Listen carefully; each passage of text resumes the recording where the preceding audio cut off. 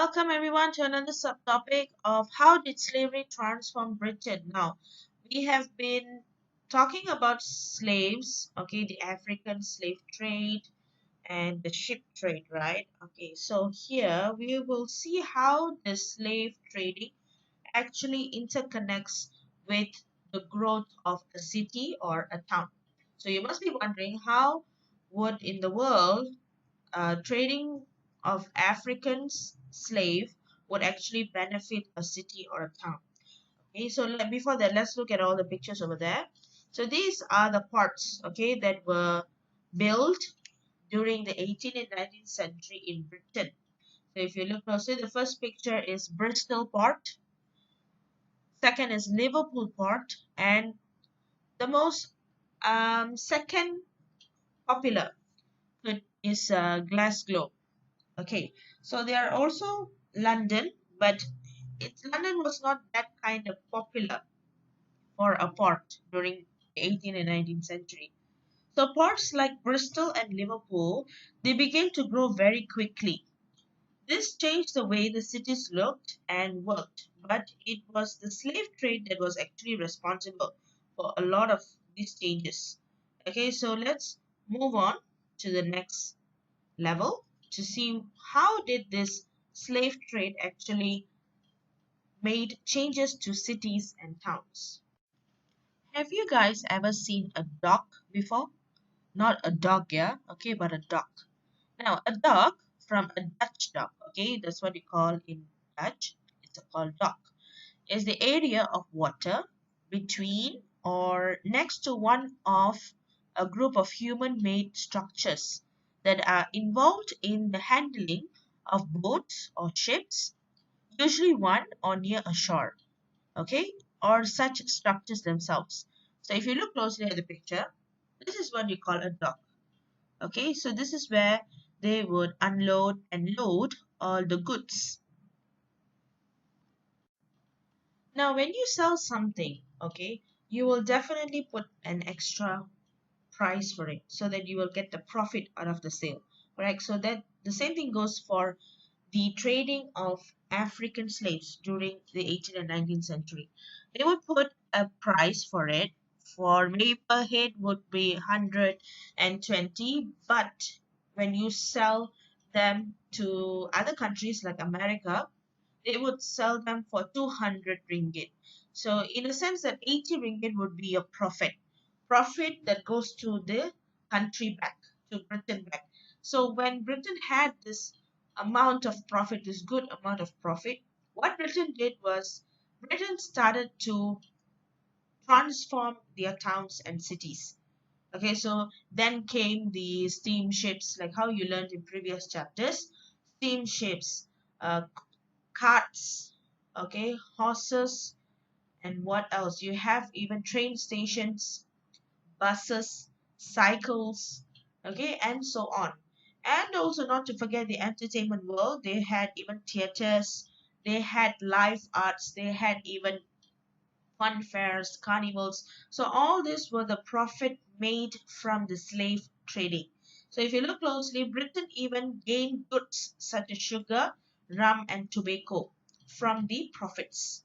Okay, all right, so let's look at the next one. Liverpool gained much benefit. So like I said, there are many ports that were very famous during the Britain era, but the most important and the most famous one and popular was the Liverpool port. Okay, because it was the center, how do you say, like city center of Kuala Lumpur. Okay, so Kuala Lumpur is the city center, right? So there are many things that you can buy there. Things are very expensive. Bus fare is even different. Everything is expensive, right, in the city center. So it is similar like in Liverpool. So Liverpool was the city center for Britain. Okay, it had a very wide port where they can accompany most of the ships. So the ships come there for trading, okay, buying and selling, right? So it gained much benefit and it was the main hub or port for trading, entertainment, merchants, leisure, transportation, and education. Why do we say entertainment was another part that was growing? Because when merchants or even captains, sailors come to the Liverpool port, it takes them days actually to go back. Okay, it takes them days after the trading. So what they need is hotel.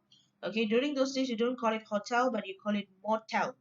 Okay, you need a motel, you need a place to stay. So there comes in leisure, there comes in transportation, because you need to go to a motel, so you need a transportation. And also merchants selling goods, okay, like gold, spices, leisure, when while they are there for the trading at night, or when they are free, they would want to go to the live arts, they would like to go to carnivals, even fun fairs. So that is how Liverpool actually gained much benefit. Other than that, as Liverpool, the port began to develop, it linked with North America and the Caribbean, which enabled the trade for leather and metals. So not only they were having sugar, rum, and tobacco, they were also having leather and metals. So in the previous chapter, you also learned about the sugarcane plantation, right? So adding to that is leather and metals. So when a port opens to another port or to another country, okay, when they befriend another country, sorry, when they friend another country, they are able to actually accept or trade in the other goods with slaves. So they're actually trading slaves for other goods. So cotton was also grown in America, which were imported to Liverpool, and in Liverpool, they would manufacture it into, what do you call it, mattresses, clothes, linens, and so on. So during this manufacturing process, you have to open factories, right? So during the opening of factories, many people, many working class were able to work, get a job there. So there are benefits in slave trading, but there are also the negative part, right? Alright guys, so we have come to the end of the lesson. So at the end of the lesson, as usual, please draw a mind map which represents the transformation in Britain during the 18th and the 19th century. So in your mind map, please include the details, very specific details about the port. You can also include the port names, okay, main hubs, what were traded in the port, how the trading began, what was new to trading, and who actually benefited from the trading.